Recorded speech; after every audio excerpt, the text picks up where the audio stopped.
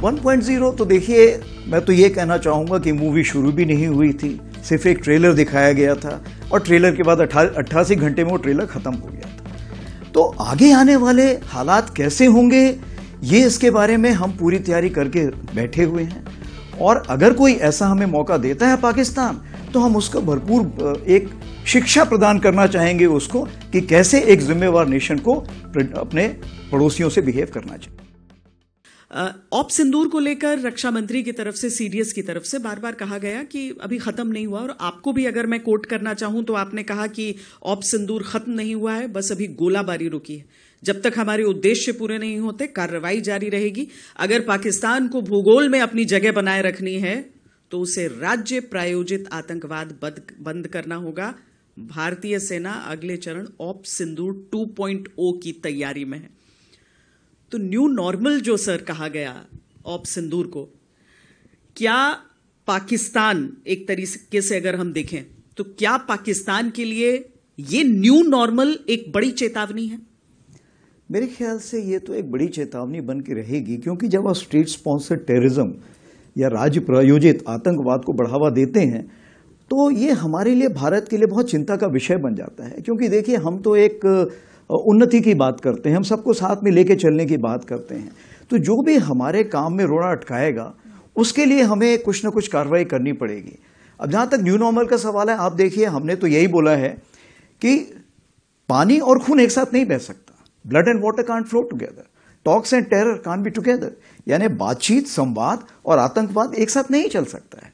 तो हम तो सिर्फ यही बोल रहे हैं कि आप शांति की प्रक्रिया अपनाइए, हम भी उसका साथ देंगे। जब तक ये नहीं होगा तब जो आतंकवादी हैं या उनके आका हैं वो हमारे लिए समान मान है। दूसरी चीज ये है, जो भी आतंकवादी को बढ़ावा देगा हम उसको जवाब देंगे, और हमारे पास अगर बैरंग चिट्ठी भी आई तो भी हमें पता है कि जवाब किसको देना है, हमें उसकी चिंता नहीं है। और जहां तीसरी बात है कि जहां तक आप ब्लैकमेल करना चाहते हैं हमें किसी चीज के लिए, मेरे ख्याल से भारत अभी इतना संपन्न है कि हम किसी ब्लैकमेल से डरने वाले नहीं हैं। तो आपका असेसमेंट क्या है, इसके जो रिजल्ट्स रहे उसका आकलन क्या है ऑप सिंदूर 1.0 अगर मैं कहूं?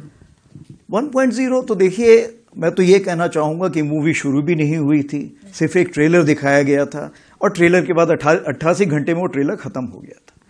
तो आगे आने वाले हालात कैसे होंगे, ये इसके बारे में हम पूरी तैयारी करके बैठे हुए हैं और अगर कोई ऐसा हमें मौका देता है पाकिस्तान, तो हम उसको भरपूर एक शिक्षा प्रदान करना चाहेंगे उसको कि कैसे एक जिम्मेवार नेशन को अपने पड़ोसियों से बिहेव करना चाहिए। तो अगर हम एक ऑनगोइंग ऑपरेशन की बात करते हैं तो इंडियन आर्मी उन चैलेंजेस के लिए हमेशा तैयार है। देखिए, जब कोई भी ऑपरेशन होता है उससे कुछ ना कुछ हम शिक्षा ग्रहण कर सकते हैं। तो इस ऑपरेशन में भी हमने कुछ शिक्षा ग्रहण की। जैसे सबसे पहले तो हमने ये लेसन प्राप्त किया कि इसमें सबसे पहले चीज ये है कि जो डिसीजन मेकिंग है या जो आपने निर्णय लेना है उसके लिए समय बहुत कम है, और निर्णय आपको हर लेवल पे लेना पड़ेगा। क्या आप यहां पर निर्णय ले और फिर नीचे पास करें, नहीं हो सकता। तो हर लेवल पे, हर स्तर पे लोगों को समय के हिसाब से तैयारी करनी पड़ेगी और एक्शन लेने पड़ेंगे, कार्रवाई करनी पड़ेगी। दूसरी चीज जो इंटीग्रेशन बोलते हैं, इंटीग्रेशन का यह मतलब है कि चाहे army, navy, air force, CAPF, cyber, space, कोई भी हो, उसका इंटीग्रेशन हम जितना जल्दी करेंगे उतना हम इस लड़ाई को बड़े साझे ढंग से लड़ सकेंगे। क्योंकि आज की लड़ाई जो है वो मल्टी डोमेन है।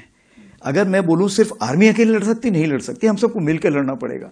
जो सैटेलाइट है वो बताएगी कि कौन कहां पर बैठा हुआ है, और जो उसी प्रकार से जो हमारे साइबर हैं उसका ये है कि क्या मुझे एक, मान लीजिए एक ड्रोन आ रहा है, तो ड्रोन के लिए क्या मुझे फायर करने की जरूरत है या मैं उसको इलेक्ट्रोमैग्नेटिक स्पेक्ट्रम या कहीं लेजर से किल कर सकता हूं।